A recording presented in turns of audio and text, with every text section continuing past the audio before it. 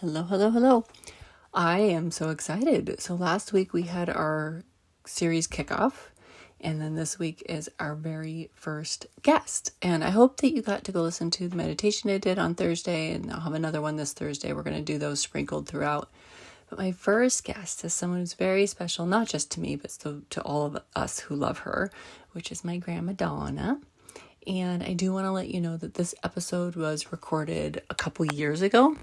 We were on a retreat together, and I never knew what I was going to do with this recording. I wasn't sure if it would ever make it into an episode or if I was just doing it for our family someday or whatnot. But as this influencer series started formulating in my mind, God told me what the first episode was, which was this recording that was just sitting out here in this space. So we recorded a couple years ago, which means there's discussion in there of how big the family is. It has grown since then. We have new babies, new husbands. It's different. It's changed already. So that's how family is. And I think you'll hear it in the episode. There are many things I love about Grandma, and those of us who know her love about her. And I will say one of the things that strikes me the most, and I think I even use that phrase, strikes me the most, is that she is always looking to learn. She's never done. And that's my encouragement for you, is always be curious and always be asking questions and always be knowing that there's more for you to learn. And I think Grandma has taught me that. She's also taught me how to bake a cake and how to make a bed, and so much time spent at their house. And I know that, if any of you who know her know she is dear to this world. And I am so glad that I grabbed her for a little chat, because now it gets to be an official episode. So with that, you guys, I introduce you to my Grandma Donna, our Grandma Donna, and I am forever grateful for the gift that she is to me and so many around her. And just really glad I get to share her with you in this way. With that, I hope you guys have a great week, and we'll talk soon. Hello, fellow plate spinners. I'm really glad you're here for your weekly dose of authenticity and joy. I'm Selena Johnson, and your guide through this chaos of busy lives. In each episode, we unpack real tools to conquer overwhelm and dodge burnout. It's all about creating space for what truly matters. Whether it be through solo reflections or inspiring guests, this is your sanctuary for a more centered, productive you, with a healthy serving of that joy we talked about. Get ready to hit pause on life while we dive in to some real chats. Hope you enjoy. Yep. Okay. Closer. I don't have very long legs. Here we go again. All right. Let me know. I'm ready. Fire away. Let me know when you're ready. Okay. All right. I'm going to interview my grandma. I'm excited. Good. Mm-hmm. Are you nervous? No, I'm just curious what you're going to ask me. Okay. Well, first of all, give us your name. What's your name? Full name. Donna Jane Sheeler. Yeah. And where were you born? I was born at the General Hospital in Everett, Washington, along with my twin sister Dolores, September 5th, 1935. Which one are you? Are you older or younger? I'm the baby.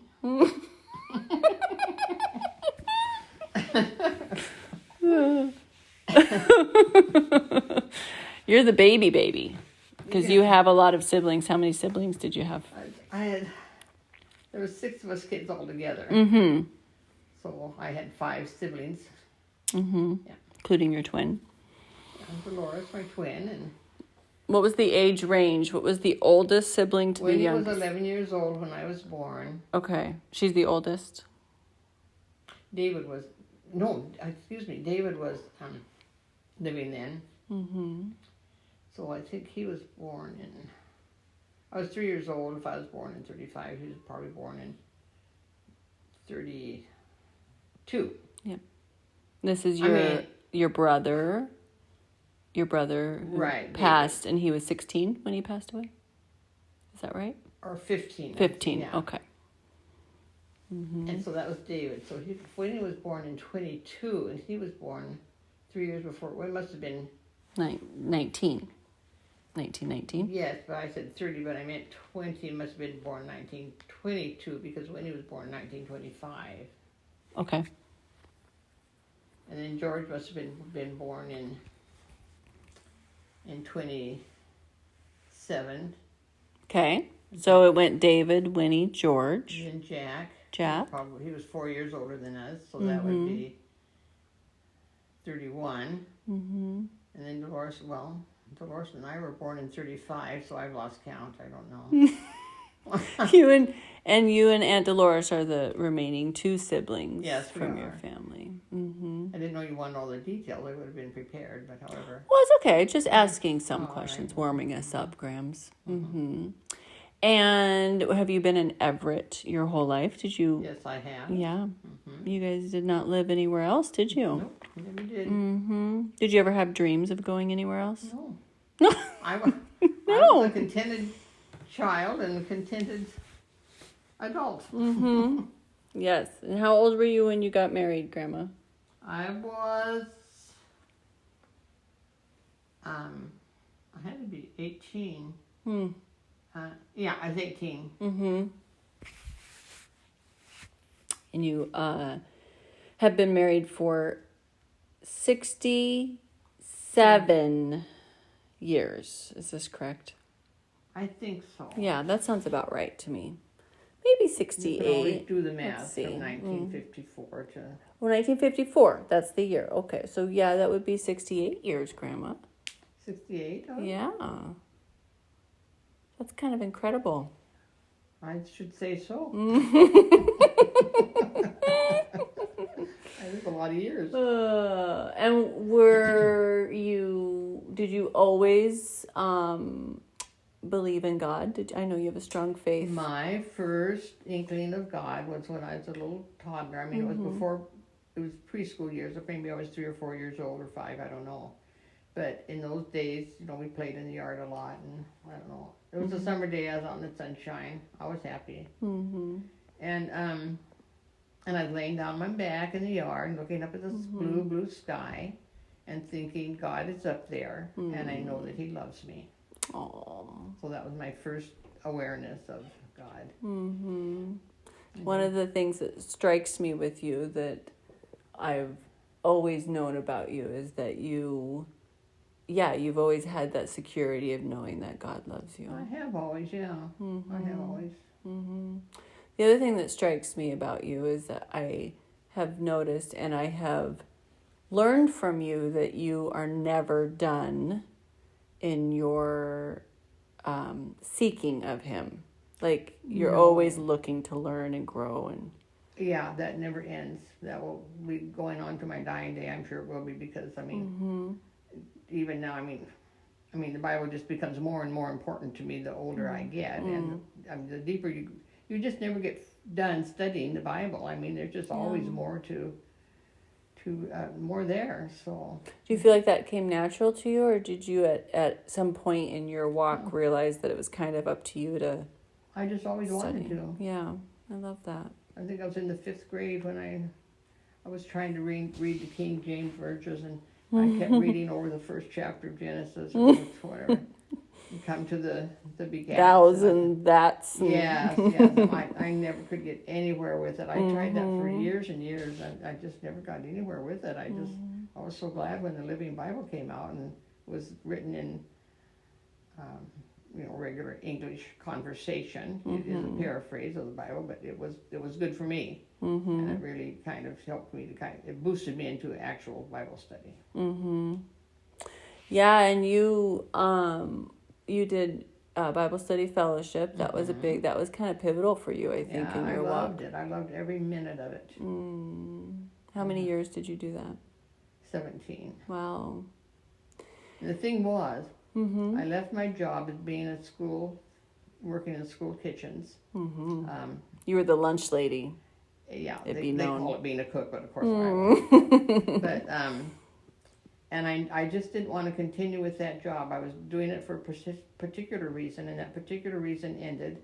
And I thought, I don't really have to do this anymore. I knew that Jack was a good provider, and I didn't have to concern myself with having to work. And I just knew, I thought, this isn't the place for me. I felt that so strongly, because by that time I was an assistant manager there in the kitchen, and I thought, I don't do this well, and this really isn't where I belong. Yeah, and so then so I made the decision not to come back the next fall, and then that's when I started Bible Study Fellowship, and I just took off on that. I just absolutely was.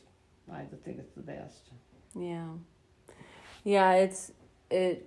It's something that I really strive for, Grandma, is to have that you have, which is that to continue to always be leaning in and learning and growing, and I think you never will, done. Sally. Yeah, I think I will. Do you have a favorite verse?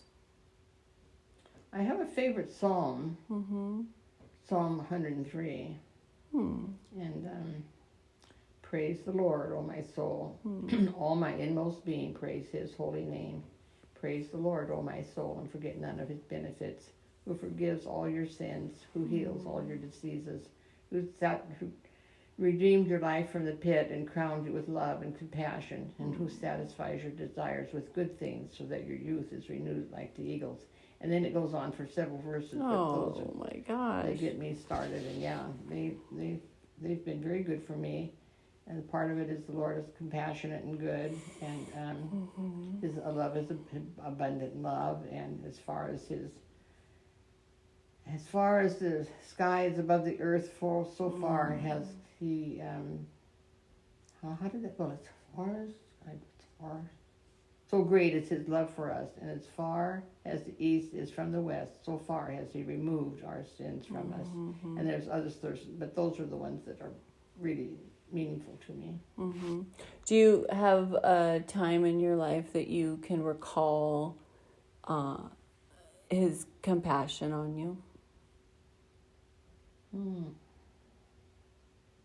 Or his faithfulness? Well, when I read those words, he's compassionate and gracious, slow to anger and full of loving kindness. I mean, and also the one where he redeems your life from the pit and crowns you with love and compassion. Just kind of sink into me for some reason. I just know that I don't know. It's just they take on a real deep meaning for me. What's that you were asking me? I can't remember. Do you have like a time in your life where you feel no specific time, but I was awareness. I mean, we all go through our own disappointments and discouragements and things that we wished were otherwise. But and that's normal. So I imagine some of that has probably impacted me. If I hadn't had God to keep calling me back to Him, I probably would have wandered away. But I don't know. But I probably would have. Yeah. But He was there. Because of some just personal disappointments and things. We all have them. That, Sally, I'm not going to get all that. No, that's fine. But we all have them, and I think that's what I mean. That to live is to have those things, and I think that you can't live without them. You can't live without them. But God uses them to call us to Himself. And isn't He great that way? Yeah. And He can. I was saying to somebody earlier, for those, like we're up at a women's retreat this weekend, and I was saying to somebody earlier that he can make beauty from ashes.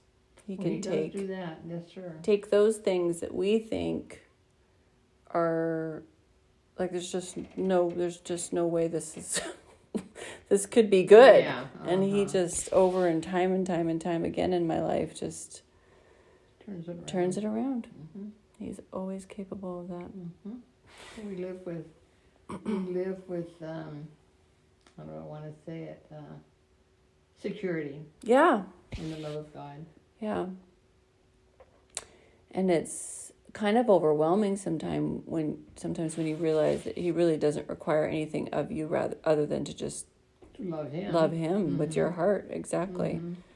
and that it's not up to us to do or strive, but to be His. And to love Him means to acknowledge Jesus, because His love and his willingness to be the sacrificial lamb. He was a perfect and pure person, but he allowed himself to be taken to the cross, and he sacrificed his life for those who would believe in that price that was paid for them. And so that is, we do need to love God, but we have to acknowledge that Christ is the what I want to say, he's the center point of it all. I mean, cornerstone of our faith.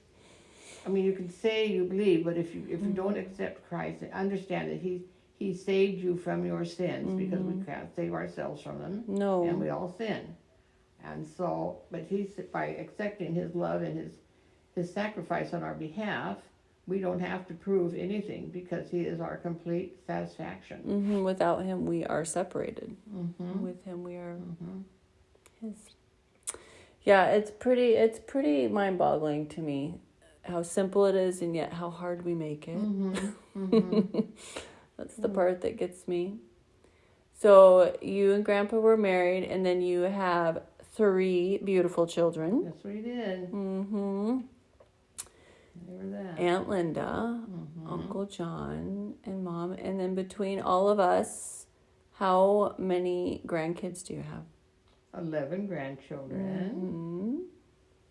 And do you know how many great-grands you have? I haven't done the math recently. I have 18 of them. Oh, my goodness. Yeah, surprise, Sally. 18 great-grands. And at this point, 20-something grandkids with spouses. Haven't done that math for a while either. Well, if we have 11. Yeah, we're ticking up there. 11 grandchildren, so that if they all had a spouse, it would be 22. Yes, I think we have 21 then. Yeah, so we have 21, grands with their spouses. Right. No, we have less than that. We're going to have to do that math at some point. Everybody's married but one. No. No, you're right. Yeah, I know. I just did that too. No, minus 3. Yeah, you're right. So 22 minus 3. 19. 19 grands with spouses. 18 great-grands. It's a lot of great-grandchildren. Those that aren't married, and we can't count them. Yeah, 11. This is fun. Let's do this. Not go any further with this. Take all night.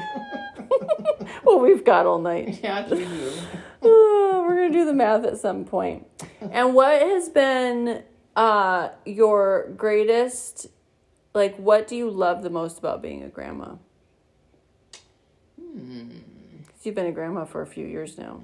I know, and I just always knew I would be. I just never thought. Did you really? Yes, I didn't. I never thought of it, because that was just was normal procedure in our day. I guess I didn't think about a whole lot of stuff. Actually, I just kind of let life happen to me. But but no, I just figured people grew up, got married, and had a family. People that just as you get older, you have grandchildren along with it. So isn't that just normal? Yeah, and and you're a good one. Thank you, Sally. Yeah, you're a good grandma. Yeah, it's hard to imagine grandkids at this point in my life. I mean, we're a ways away, but it's fun to think that you and Grandpa have grown such a, God's been good to us, grown such a beautiful family. And what, growing up, what did you like to do with, like high school years? What did you do for fun? Sally, I was never a fun person. I was not a funsy person. Well, you're fun now, Grandma. I was always too serious about everything. So okay, that's right. You were shy back then, you said. It's not to say I didn't want to have fun. I saw other people having fun, and I wanted to have fun like they did, but I couldn't have fun because I was such a serious person, and I was shy. There you go. You're not shy anymore, though. No, I am not. No. Actually, I've been freed of that. So, yeah. That's pretty wonderful. Good feeling, yeah. What would you and Grandpa do for dates?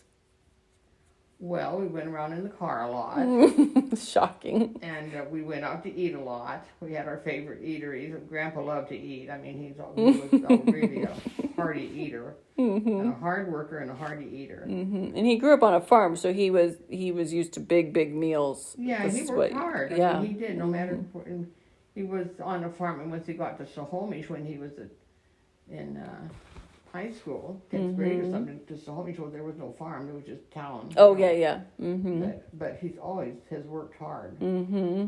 But I wish you guys would interview him. He has the ones of I will. things to tell. Yeah, I will. mean, I love his ones that stories. different experiences and stuff. I told you I was born and raised in Everett, never lived anywhere else. That's what some of them I think you're diminishing how very much life you have lived, Grandma. I know that you have. Oh yeah, I've had lots. So what is it? So let's talk about, because you were born in 1935. So you've seen a lot of change in society. What's one of the biggest, like, just mind-boggling to you, the change that you've seen? Well, the first one that comes to my mind is the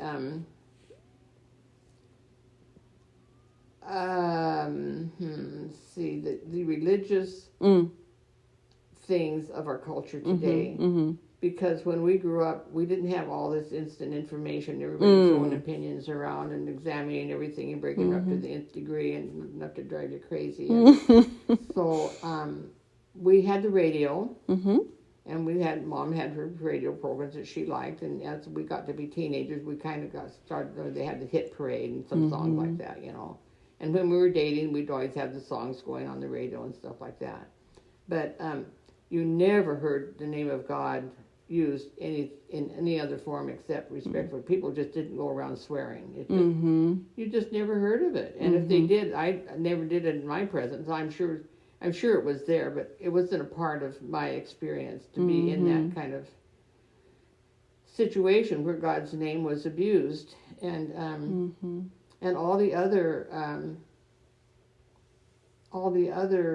Christian attributes. Not to say, you know, like black and white, but everything seems to have digressed so much to where there's no respect for anything. And so I don't want to get into the culture and stuff because it just has diminished the respect for God and his even the belief in him is even. I mean, we are definitely a minority. There's no question about that. So that's the biggest change that I noticed, because that was all very important to me. And now to see it breaking down like it is, and see everything is available on the internet and on TV and in books, and wandering through a bookstore, you can find anything from anything. Oh, it's awful. So, I mean, yeah, so there isn't anything out there unless a person is drawn to want to believe in God. And right. Yeah. Right. Yeah, so, I mean, yeah, so you have to seek it out. Track here, girl. No, that's okay. And I think that, I can only imagine how much it's changed. Just the, like you said, the information available. Right. No, it was sweet when I was growing up. I mean, we walked back and forth to church. We stopped at the grocery store, and one time I spent my offering money on candy because I was a naughty girl and I didn't put it in the offering that day. And life was pretty sweet. Oh, gosh. It was peaceful. I mean, my experience of it was peaceful. I know that wasn't for everyone, because even in our own neighborhood, among our friends and stuff, they weren't church families. But still, there wasn't all this abusiveness. And yes, we lived near the railroad tracks, and the tavern was a block away, and there were always, you know, drunk people walking around, or people bums to come up from the railroad track. We had that side of life, but I guess I had that too. We had bums coming up from the railroad tracks when I lived down there. I guess we were just kind of steered away from it. Now that I think about it, the folks just didn't expose us to a lot of it, and but not that they were. I know they were good people, and if somebody came and needed work, they would give us chopped wood for them or something, so they could give them a meal and that sort of thing. I love that. But, so they weren't like that, you know, mean to them, but nevertheless. What about like technology? Like what can you just like not get over in technology? The internet. Yeah. It's endless. It's endless. It's endless. I mean, it's like the solar system out there. They're never going to be done. And you can't keep up with the pace of it. Right. You know, you try, and but Yeah, as soon as you start to get a little inkling of how you handle this, then they change everything, and they upgrade it and update it and all that. It's just in constant. I'm so impressed with you and Grandpa, though, because you're always able to get on and figure it out, and I think that's pretty great. Yeah, no, there's just many things we just simply don't do because we don't know how and don't want to fight it. We can do email, and we can do enough to get by. Yeah. Yes. We can receive email and we can text and that kind of stuff. But yeah. So you were alive during World War II. Yeah. What do you remember from the war? As a kid, we had to have our windows blacked out. We had to put black paper over our windows. And there was an air warden that went up and down the streets at night to make sure that nobody's windows leaked out any light. Wow. Yeah, we had to keep them black. That was our upstairs, when our bedroom windows. I don't think we did that downstairs, but we probably turned out all the lights downstairs. Anyway, yeah. That's crazy.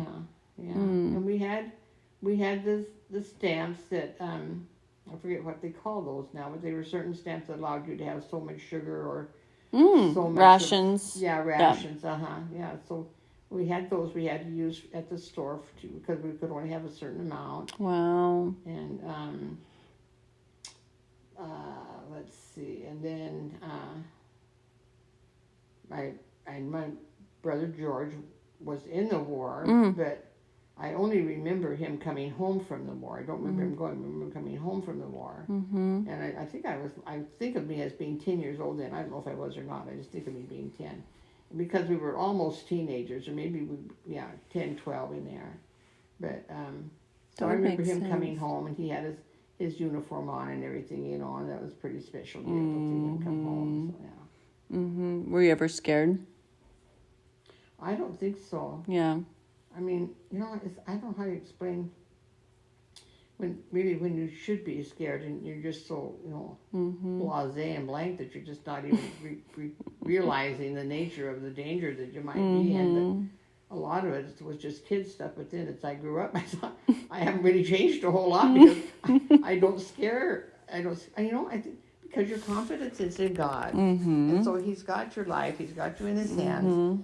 And tough things will come and tough things will go, but they're not going to tear you apart because you know where your confidence is. So. He's got you. As she was sharing tonight, I really love that. She was talking about that it's like our hope is not in people or things It can't be. No, and I loved that reminder that our hope is in. What Pastor Roland used to always say, you put your hope in people, they'll let you down every time. Yeah, you put your hope in God, He'll never let you down. That's right. Yeah, I think that there is a peace that passes all understanding when you truly, that's the way to put it. Because it's hard to understand. It's hard to understand how being in war isn't going to scare you, but yet you are, and I think that's. But now I have more of an adult. One would hope that I would have more of an adult approach to it now, and I'm aware of the world and the wars that go on in different places of the world, and pray for them, not on a constant basis, but when it comes to my mind and I'm conscious of the things that people are suffering because like the Ukraine right now and with the war and stuff, and I thought it's devastating. It's just terrible in every way, and so now I'm not nonchalant about it. I realize that it's not a thing to be nonchalant and careless about. But in my early days, I just kind of dismissed it. I guess I don't know. What was one of your favorite childhood memories? I would think with my oldest brother, David. I mean, I don't just because I only have one memory of him, period. And I think Dolores and I were just moved from our being in bed downstairs where our parents were at, and being moved to the upstairs where all the bedrooms were. And so, and David's bed was down the end of the hall, the back end of the house, and our bedroom was in the front end of the house. And I just remember getting out of bed and thinking David was getting out of bed, and he was down there in bed, and ran down there to kiss him goodnight. And he reached over. He was in bed. He reached over and put his arm around me, and then I went trotting back to my room again. So and that's the only memory I have. And they say memories are kind of fooling you, but that memory doesn't change. It's been the same ever since I was conscious of having a memory of him. It's been that one single memory, and it doesn't change. So. And I love that you recall on it too, especially if you only have one memory of him. Yeah, and then I think I had curly hair, and they said, perfect curls, look like Shirley Temple a little bit. I had lots of curly hair, and I think I probably got attention because of it, and they said I was flirty. I can't be, but that I was a flirty little girl, But at any rate, I think that probably David and I maybe had a little more of a relationship ago. Maybe I don't know what it was, but I knew that I felt close to him. Yeah. So, but I'm not just nonsense talk. What's one of your greatest accomplishments? Like you're really. My family. Oh, I love that. Of course. Oh, Grandma, I love that so much. What else really matters? Yeah, it's true, and it takes a lot of work.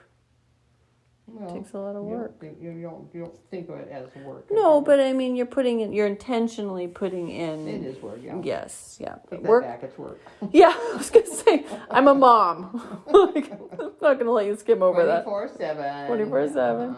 It's all worth the work, and it's the greatest job in the world. But that's really wonderful that's your greatest accomplishment. Do you have any like regrets as a parent you wish you had done differently? Oh yeah, lots of those. Yeah, I'm sure I'll have a list of those too. Yeah, well, there are no perfect parents. Oh no. Well, everyone's a perfect parent, and then they have kids. I see. Mm-hmm. Yeah. Yeah. And you don't do it over. There's this little song that says, "Yesterday is history, tomorrow is a mystery, and I only know Yesterday is history, tomorrow is a mystery, and I only know that this moment is mine." I love that. Yeah.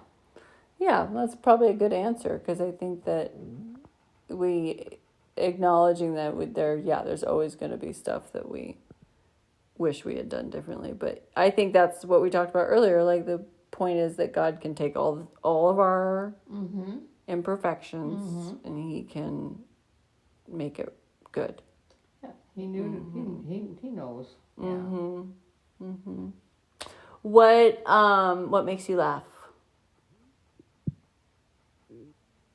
Because whether you think you are or not, Grandma, you're fun. Everyone who knows other people make me laugh. Oh. I like people with a sense of humor because they can get, they can make me laugh, and I enjoy that because, like I say, I've always tended toward being too serious, and so I like it when people can. I like just folksy humor, and when people see things with a sense of humor, and I like this. Did you have a favorite toy or game growing up that you can remember? Well, let's see. As a preteen or early teen, we were into roller skates. We went up to the roller rink. Oh, that's adorable. Yes, and Dolores and my friend Phyllis and I all were doing that, and we joined some group at the roller rink, and we got to march in the 5th 4th of July parade in spanky little blue sparkly short skirts and whatever, and our roller skates, of course, and we went clumping along down the street. We had them on lock, so that was great fun. I love that so much. But we did a lot of roller skating even before that on the sidewalk. Growing up as kids, we all had roller skates or a skate key around our neck, and all that kind of stuff. It was lots of fun. I loved roller skating. Now I'd be afraid to even step into a pair of them because even stepping into them would be probably a casualty. What were you in the parade one time or many times? Only once. Just only once. Only parade I was ever in. I remember when I was in the parade, you were so excited. When you were in the parade. Oh, yes. The band. Yes. Oh, I think it's a big deal. It is a big deal. Yeah, for kids to be in a parade. Absolutely. Yeah. I remember that very, very clearly. Do you remember our Saturdays together growing up? I do. You know, I remember you planting flowers with me on the porch. And you wanting me to do it by myself so you could go get your work done, and then I kept wanting to follow you around. And I remember one day, you were never grumpy with me, Grandma. You're the sweetest thing. Never grumpy. And I just remember one day, and you said, Sally, I would like to plant the flowers over here. I'm leaving you over there to plant your flowers. Really? Yes. Oh, okay, well, you were holding me up, I guess, Sally. I remember one time, one of my favorite memories of you and I have so many favorite memories of us, Grandma. Most of the time is us getting into fits of giggles. Well, we had our turn, yes, we did. But I remember one time us locking ourselves out of the house, and I had to climb up into that back window of the bedroom. Right. But we both got the giggles so much that we just couldn't do it. Yeah, well, you did get in the house, though, didn't you? I did, yeah. I think we Somehow managed you went it. through that utility room window. Yeah, I remember that very, very that well. was even open. Gosh, I tell you, I get in some pills. Some pickles, that's for sure. Usually with you kids along with me, whatever. Oh yeah, we've had a lot of adventures and a lot of fun. Yes, I remember my Saturdays with you the most, I think, because we would go do something fun, or we would help you make cakes, or we would go see Grandpa and the guys at the shop, or I just remember always getting to do fun stuff with you, and I loved it very, very much. You came over for quite a while on Saturdays, every Saturday for quite a while. I don't know how long that went on, but that was... Yeah, well, I was probably about 4 when it started, and I think I was probably early teens when we stopped. Yeah, it's a lot of Saturdays. It's a lot of Saturdays. Yeah, and if you could give anyone marital advice, 68 years of marriage, Grandma. Patience. That's good. Right off the top. For any relationship. Patience. Oh, yeah, patience. That's good. Understanding your partner. Yes. Instead of just getting on their case, try to understand what it is that they can't get through to about. That's really good. Let's see. Did I say patience? Yeah. You did. You can say it again, though. We all need that. Oh, my gosh. Let's see. Oh, honesty. Rather than pretending that something doesn't bother you when you know it really does.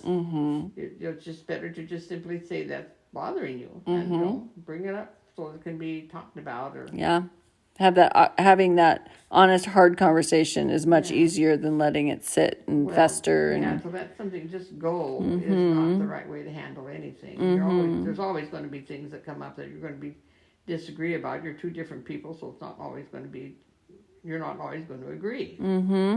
So, and your personalities are different, and all of that. So, I mean, it takes a lot of understanding and thoughtfulness, and if you have to say something hard sometimes, I mean, you don't have to be hard, but you have to say, find a way that person can receive what it is you're saying instead of just hollering back at them or something.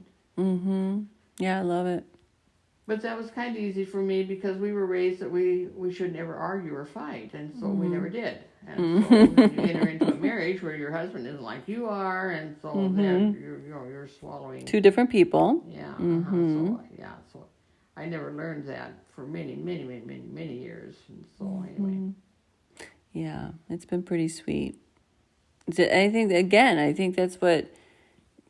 I don't know. I think that I've always looked to your marriage as like, oh, that's right. Like, we're humans coming together, and that I know that for you and Grandpa, like, you've put Christ at the center, and that is what sustains you, because it's not our imperfect humanness that sustains our marriage. Yeah. If you didn't have God's guidance, and He offers it to us through His Word, you know what I mean? And there are godly counselors out there that can help people through difficulties and things. It's not like Christians have it all together by any stretch. No, I think the point is that we realize we don't have it all together, and that we need Jesus. Yeah. I think that's but still, it does require honest thought and effort, and find ways that you can say things that are helpful rather than hurtful. You know what I mean. I do know what you mean. Yeah. It's really important. Okay, so let's see when people think of you, what do you want them to think of you? Gosh. I know. It's an awkward question for Grams, because she doesn't want people to be thinking of her at all. But, like, what do you want them to think? What do I want them to think of me? Like, when they think of Donna. Well, I know whenever you kids think of me, you start laughing. So I it's because we love you so much. I